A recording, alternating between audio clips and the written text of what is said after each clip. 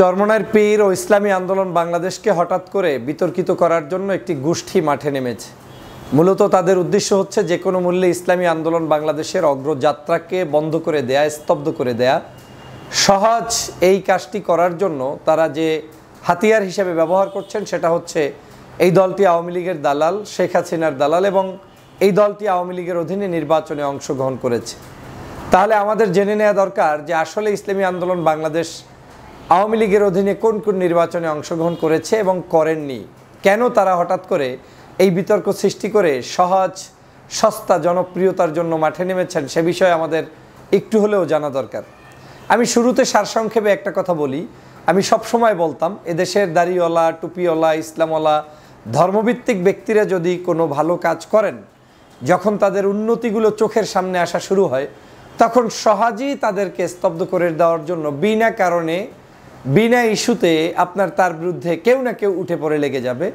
তেমনটাই আমার কাছে মনে হচ্ছে সাম্প্রতিক সময় ইসলামী আন্দোলন বাংলাদেশের অ্যাক্টিভিটিসগুলো দেখে কারো না কারো অপছন্দ হচ্ছে এবং তারা আবার নতুন করে তাদেরকে বিতর্কিত করার চেষ্টা করছে।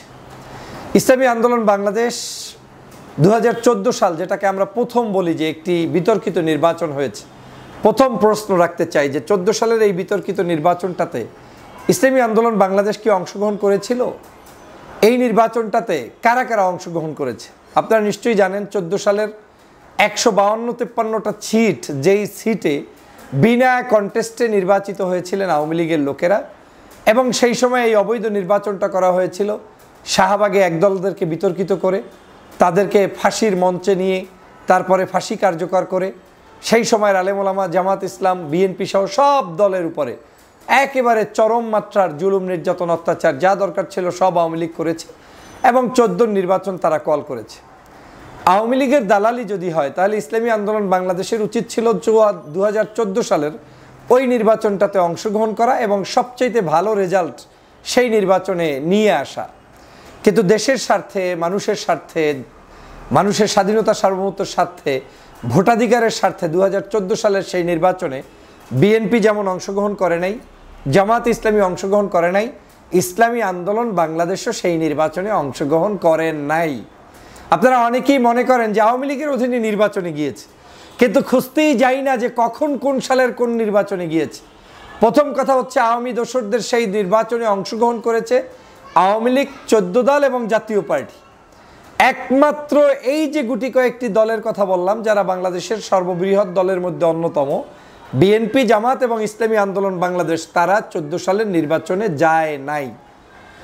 আসেন 2018 সালের নির্বাচনের পরিস্থিতি নিয়ে। 2018 সালের নির্বাচনে বাংলাদেশের অলমোস্ট সকল পার্টি গিয়েছে এবং বিএনপি গিয়েছে 18 দলীয় জোটের মাধ্যমে। সেখানে ডক্টর মোহাম্মদ কামাল সাহেব ছিলেন সেটার চিফ এবং অন্যান্য বিভিন্ন দল থেকে নেতৃবৃন্দ সংযুক্ত ছিলেন, আপনারা নিশ্চয়ই জানেন। সে 18 নির্বাচনে বিএনপিও গিয়েছে, জামাত ইসলামও বিএনপির সাথে প্রতীক নিয়ে গিয়েছে, ইসলামী আন্দোলন বাংলাদেশও 2018 সালের নির্বাচনে অংশগ্রহণ করেছে। আপনারা জানেন সেই নির্বাচনে কেউ ভালো ফলাফল করতে পারেন নাই, তথা আওয়ামী লীগ ফলাফল করতে দেয়নি। 300 আসনের 6-7টা আসন বাদ দিয়ে বাকি সবই নৌকা প্রতীকে রাতের বেলা ভোট দিয়ে তারপরে তারা জয়যুক্ত হয়েছিলেন। তখন কিন্তু ইসলামী আন্দোলন বাংলাদেশ সেই নির্বাচনের ফলাফলকে প্রত্যাখ্যান করেছিল এবং শুরুতে বিএনপি চেয়েছিল সেই নির্বাচনে কোনোভাবেই তারা সেখানে শপথ পড়বে না। অনেক দিন অপেক্ষা করার পরেও কিছু লোভী মানুষ যারা সেই বিএনপির কেন্দ্রীয় নির্দেশনা অমান্য করে শপথ নিতে চেয়েছেন বিধায় বাধ্য হয়ে বিএনপির পক্ষ থেকে কিছু মানুষকে শপথ পড়ানোর জন্য পাঠানো হয়েছিল তাদের দলীয় শৃঙ্খলা রক্ষার স্বার্থে। পাশাপাশি একজন ব্যক্তি মির্জা ফখরুল ইসলাম আলমগীর সাহেবকে সেখান থেকে বিরত রাখা হয়েছিল এবং তিনি শপথ নেননি। না নেওয়ার কারণে সেই জায়গাটিতে পরবর্তীতে উপনির্বাচন হয় এবং সেখানে অন্য আরেকজন নির্বাচিত হন। তাহলে কি দেখা গেল যে ইসলামী আন্দোলন বাংলাদেশ 2018 সালের নির্বাচনেও জয়যুক্ত হতে পারেননি, তারপরেও তারা সেটাকে প্রত্যাখ্যান করেছে। কিন্তু অ্যাট দ্য সেম টাইম বিএনপির কিছু লোক সেখানে শপথ নিয়েছে, একজন লোক শপথ নেয়নি এবং সেটা বিএনপির দোষ নয়। কিছু লোভী নেতা যারা চেয়েছেন সেই সময় শপথ নেওয়ার জন্য তারা কিন্তু তখন শপথ নিয়ে গিয়েছেন। তার মধ্যে একজন আপনারা জানেন যে ইতিমধ্যেই বিতর্কিত হয়ে মৃত্যুবরণ করেছেন, তিনি এখন দুনিয়ায় নেই। আল্লাহ তাকে জান্নাত ফেরদৌস নসিব করুক। সেই অ্যাডভোকেট সত্তার সাহেব, উকিল আব্দুস সত্তার, তিনি শেষ বয়সে এসে বিএনপি থেকে যখন নেতারা আপনার কি বলে এই সরকার পতন হওয়ার মানে 24-এর নির্বাচনের 1 বছর আগে 10ই ডিসেম্বরকে কেন্দ্র করে যখন তারা সংসদ থেকে পদত্যাগ করলেন, তখন ওই উকিল আব্দুস সত্তার সাহেব পদত্যাগ করেছিলেন বিএনপির হিসাবে, কিন্তু পরে আবার তিনি স্বতন্ত্র হিসাবে নির্বাচন করেছিলেন। তাহলে সেখানেও ইসলামী আন্দোলন বাংলাদেশের কোনো ধরনের কারো প্রতি আপোষকামিতা ছিল না। 2024 সালের নির্বাচন হয়েছে। 2024-এর জাতীয় সংসদ নির্বাচনে বাংলাদেশের কোনো রাজনৈতিক দেশপ্রেমিক রাজনৈতিক দল যায়নি। গিয়েছে কারা? সেই আগের মতো আওয়ামী লীগ 14 দল এবং সেই শেখ হাসিনার পাল্লক জাতীয় পার্টির এই সদস্যরা, এবং তারা দেশে বিদেশে বিভিন্ন জায়গা থেকে এসে বাংলাদেশে নির্বাচনের প্রাক্কালে বলেছিলেন যে ভারত থেকে আমি ঘুরে এসেছি, আমরা বলতে চাই না কি আলোচনা হয়েছে। তাহলে সেখান থেকেই বোঝা যায় যে আওয়ামী লীগ, জাতীয় পার্টি এবং আরও কিছু রাজনৈতিক দল, সেই 14 দল যারা ছিলেন শেখ হাসিনার সহযাত্রী, তারাই কিন্তু 2024-এর নির্বাচনে অংশগ্রহণ করেছেন। করেন নাই কে? করেন নাই ইসলামী আন্দোলন বাংলাদেশ, বিএনপি, জামাতে ইসলামী সহ দেশপ্রেমিক অনেক রাজনৈতিক দল, তারা কিন্তু সেখানে অংশগ্রহণ করেননি। তাহলে তাকে কেন আওয়ামী লীগের দোসর বানানোর জন্য চক্রান্ত হচ্ছে? বলা হচ্ছে তিনি নির্বাচনে অংশগ্রহণ করেছেন। তাহলে আমি আপনাদের কাছে জানতে চাই, নির্বাচনে অংশগ্রহণ যদি ইসলামী আন্দোলন করেই থাকে, তাহলে আমরা যাদের জন্য মেয়রের জন্য আন্দোলন করছি এখন, ফর এক্সাম্পল চট্টগ্রামের ডাক্তার শাহাদাত সাহেবের মেয়রের জন্য আন্দোলন, ঢাকা সিটি কর্পোরেশনে আমাদের প্রিয় ভাই এরশাদ ভাইয়ের জন্য আন্দোলন, এরকম করে বিভিন্ন সিটি কর্পোরেশন নির্বাচনগুলোতে তাদের সেই সকল ব্যক্তিদের মেয়র হওয়ার জন্য আমরা আন্দোলন করছি, সংগ্রাম করছি। তাহলে তারা মেয়র কি 2014 সালের নির্বাচনের আগে নির্বাচিত হয়েছিলেন, নাকি তারা 2018, 14 এবং এই 24-এর আগের যে কোনো মেয়র ইলেকশনে তারা নির্বাচনে অংশগ্রহণ করেছিলেন? যদি তাই হয়, তাহলে বাংলাদেশের সকল রাজনৈতিক দল থেকেই কখনো কারো দলীয় সিদ্ধান্তের আলোকে 2-1টি নির্বাচনে তারা যায়নি, আবার কখনো তারা দলীয় সিদ্ধান্ত শিথিল রেখেছে, কেউ নির্বাচনে গিয়েছে, আবার কখনো কখনো দলের নাম নিয়ে সরাসরি অংশগ্রহণের সুযোগ ছিল, সেখানে তারা অংশগ্রহণ করেছে। যেমন বিএনপিরই নারায়ণগঞ্জ সিটি কর্পোরেশন নির্বাচনের ক্ষেত্রে নির্বাচন থেকে ফেরত আসার কথা ছিল, কিন্তু সেখানে তৈমুর আলম খন্দকার সাহেব নির্বাচনে অংশগ্রহণ করেছিলেন, তখন কিন্তু তাকে বহিষ্কারও করা হয়েছে। একই জায়গায় অন্য আরেক সিটি কর্পোরেশনে কোনো একটি সময়ে দেখা গিয়েছে যে না, ওই স্থানীয় নির্বাচনের প্রেক্ষাপট বিবেচনায় Dhaka city corporation, Chattogram city কর্পোরেশনে বিএনপির নেতৃবৃন্দ অংশগ্রহণ করবেন, এটা দল মত নির্বিশেষে বিভিন্ন মানুষরা চেয়েছেন, তারা কিন্তু অংশগ্রহণ করেছেন। তাহলে যদি তারা সেই অংশগ্রহণটা করতে পারে, ইসলামী আন্দোলন বাংলাদেশের নেতাকর্মী সেখানে অংশগ্রহণ করতে পারবে না, এই যৌক্তিকতাকে আমি মেনে নেই না।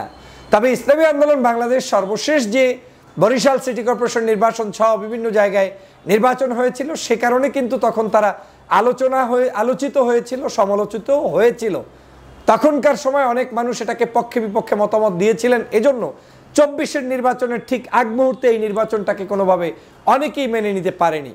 কিন্তু সেই নির্বাচনে আওয়ামী লীগ এই দলটির উপরে কি নির্যাতন করেছে, নিপীড়ন করেছে আপনারা দেখেছেন। বরিশালের শায়েখে চরমনাই আপনার নায়েবে আমির মুফতি ফয়জুল করিম সাহেবের মুখের উপরে, দাঁতের উপরে আঘাত করে প্রমাণ করে দিয়েছিলেন যে এই নির্বাচন পদ্ধতির ব্যবস্থাটা বাংলাদেশে কিভাবে চলেছে।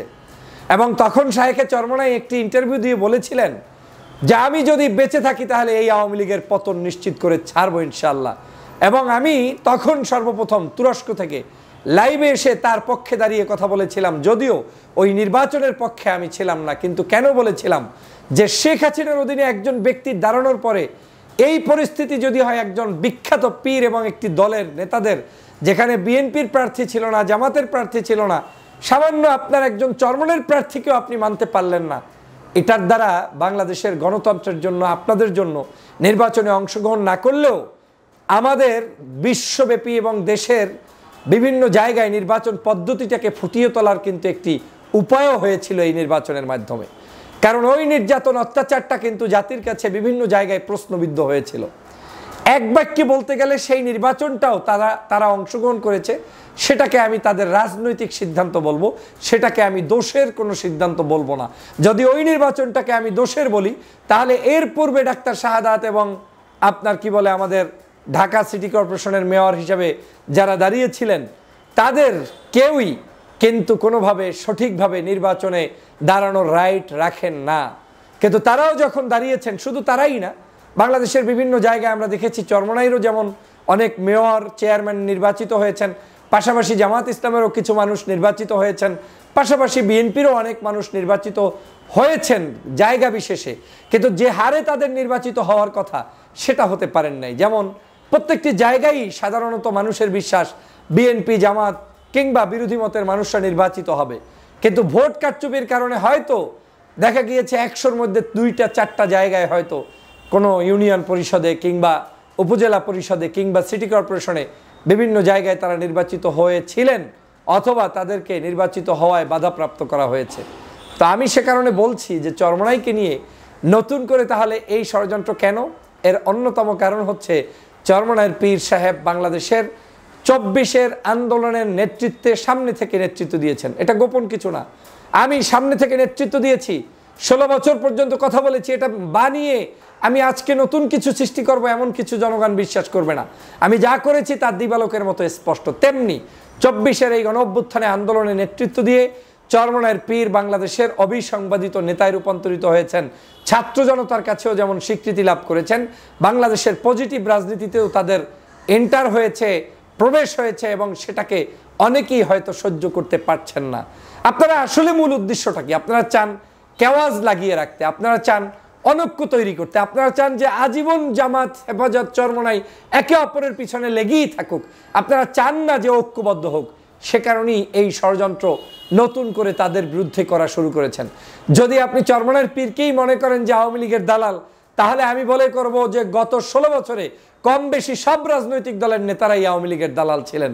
কারণ সাধারণত একটি সিটি কর্পোরেশনের নির্বাচনের অংশগ্রহণকে কেন্দ্র করে আপনি তাদেরকে দালাল বললে আপনারা যেগুলোতে অংশগ্রহণ করেছেন সেগুলো কিসের ভিত্তিতে করেছিলেন? দ্বিতীয় বিষয়টা হচ্ছে দাড়িওয়ালা, টুপিওয়ালা, ইসলামপ্রিয় জনতা যখন একটু অগ্রসর হয় আমরা তাদেরকে বিতর্কিত করার চেষ্টা করি।